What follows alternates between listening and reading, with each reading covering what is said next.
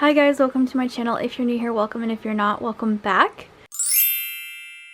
If you clicked on this video, then you want to make this really cute Kindle cover, which is just made with some simple granny squares, small granny squares, 2-row granny squares, whatever you want to call it. But what's cool about this pattern is if you're a beginner and you've never crocheted anything before, you'll be able to make this because I'm going to go really slow and I'm really going to show you how to do every little step. So first couple things you're going to need to make this project is a bunch of different Wait For colors yarn. For this project I used Wait For Red Heart Super Saver yarn, and I just used every color that I had and really just mix matched the colors for each square. You're also going to need a 4.5mm crochet hook, a pair of scissors, and crochet needles to weave in your ends, or a crochet needle, really, only one. And that is all you're going to need for supply. So let's go ahead and jump right into making one of these small granny squares. So there are two things you're going to make for this project, and it is a granny square and then a half granny square. So I'm going to show you how to make both. So I'm going to show you how to make a small granny square. So start by picking two contrasting colors. I'm going to start with this dark purple. You're going to make a magic ring, so you put the end of the yarn over your fingers, wrap once, and when you wrap again, you're going to cross the two pieces, okay? Take your hook, insert your hook under, insert your hook over, pull through, twist your hook, go back under that yarn strand, and pull it through the loop. If you can't make a magic ring, you can totally slip stitch. You can totally chain 4 and slip stitch to make a ring. Either works. So to make the first row of this granny square, you're going to chain 3. So yarn over, pull through, yarn over, pull through, yarn over, pull through. That's chaining. So chain 3. Place 2 double crochets. So yarn over, insert your hook, yarn over, pull through, yarn over, pull through 2, yarn over, pull through the last 2. That is a double crochet. So you're going to do that again. Yarn over, insert, yarn over, pull through, yarn over, pull through 2, yarn over, pull through 2. That is a double crochet. So you've done chain 3, 2 double crochets. You're going to chain 1, place 3 double crochets, and you've created your first corner. So you're going to do that again. Chain 1, 3 double crochet, do it again, chain 1, 3 double crochet, and here you should have 1, 2, 3 corners. You're going to chain 1, pull the strand to make your circle get smaller, cinch it together, and find the top of your first chain 3, and you're going to slip stitch into that chain 3 to finish your first row. So you're going to chain 1, cut your yarn because we're changing colors, pull your hook straight up, pull tight, and grab your next color. Choose a contrasting color, go ahead and make a slip knot, put your hook in the slip knot, pull tight, insert your hook into a corner or a chain 1 space, slip stitch your new color onto your project. And now that your yarn is connected, you're going to chain 3, and you're going to place 2 double crochets in the same spot,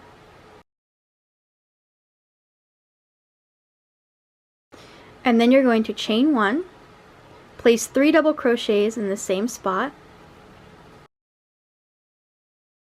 Now you are not going to chain, you're going to leave it as is, and you're going to place 3 double crochets in this next chain 1 space. Chain 1, place 3 more double crochets in the same spot, and then do the same thing in the next 2 chain 1 spaces. You're going to do 3 double crochet, chain 1, 3 double crochet in this space and that space.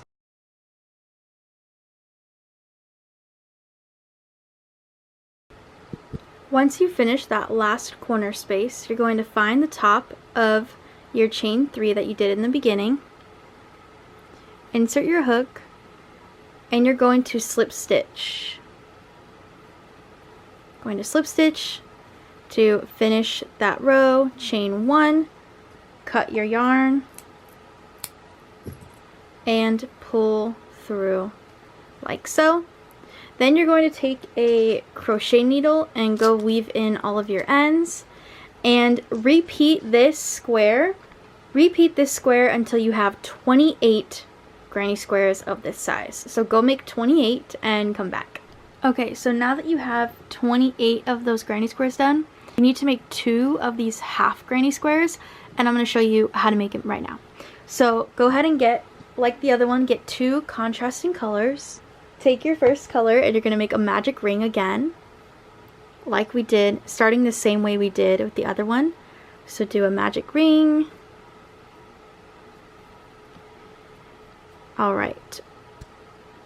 Alright, so once you have your magic ring, you're going to chain 3. Place 2 double crochets, chain 1, place 3 double crochets, then you're going to pull the magic ring closed, chain 1, and cut this yarn. That's all for the first round of the half granny square. And then you're going to grab your other color, create a slip knot, put your hook on the slip knot. Alright, and then for row 2 of this half square, you're going to go to the first chain 3 you did and slip stitch into the top of that chain 3. Okay, so slip stitch, attach your yarn, then you're going to chain 3, place 2 double crochets in that same spot where you attached your yarn, and then in this chain 1 space you made, you're going to place 3 double crochets, chain 1, oh, I just pulled through, 3 double crochets in the same spot, and then you're going to skip 2 double crochets, and in the last double crochet you're going to do 3 double crochets.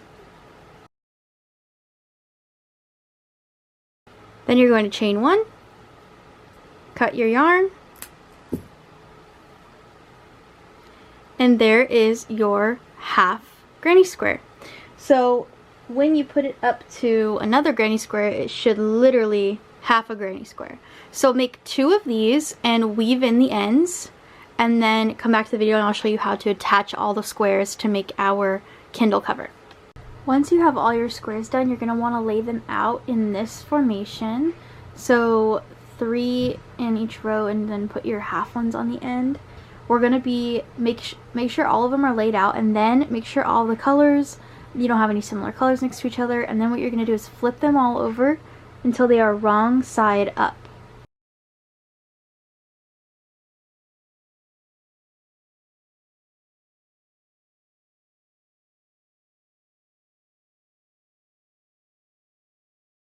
Once all of them are wrong side up, you're going to single crochet them together all the way from here in one line, and then here in one line, and then you're going to crochet all of the in-betweens together until everything is one big piece. So I'm going to show you how to single crochet 2 together for an example, and then you are going to go and do the rest. I am going to use white to single crochet them together, and this is also going to be our outline color as well. What you're going to do is you're going to take your 2 pieces that you're going to single crochet together, and I'll show you how to do these like half squares because they're a little confusing, but you're going to fold them wrong sides on the outside. Okay, line up your corners, and then you're going to insert your hook into the first square and insert your hook into the second square. Pull your yarn through, yarn over once, pull through both loops. So that's one single crochet. So you're going to do this all the way down, making sure you're putting your hook through both squares in order to attach them. just like this, until you're placing a single crochet in the corner space. Now you have these two together. The other side should look like this, and this is the back side. So now that you're done, you're gonna grab the two squares that are right next to it. The two squares that are right next to them, fold them in half. Well, not fold them in half. Fold them like you did with these two. Insert your hook into the corner of both of the squares and just keep going.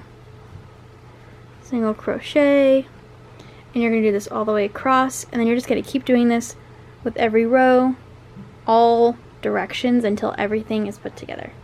Alright, once you've attached everything, this is kind of what you should have.